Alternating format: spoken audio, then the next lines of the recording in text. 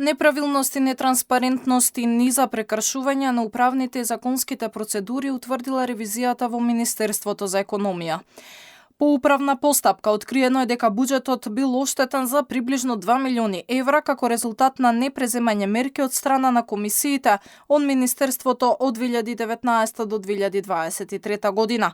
За време на министерувањето на Крешник Бектеши во 2021 година бил набавен софтвер кој никогаш не бил пуштен во употреба и нема никакво објаснување зошто.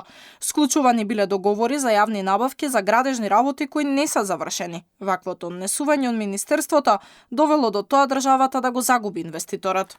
Во 2021 година е извршена набавка на софтвер за управување со апликации од физички и правни лица за потребите на Министерството во вредност од 2.490.000 денари.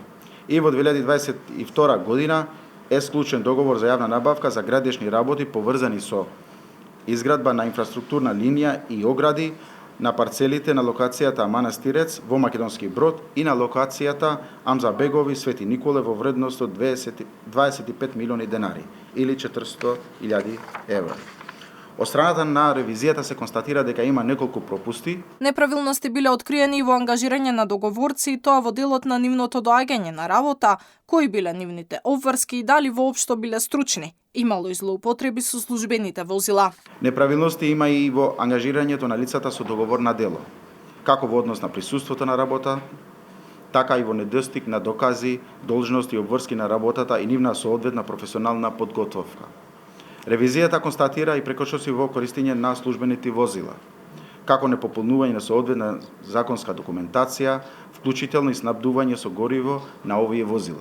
Министерот за економија и труд ги повика истражните органи да постапат и да го преиспитаат извештајот од ревизијата. Рече дека сите кои постапиле спротивно на закон ќе сносат одговорност.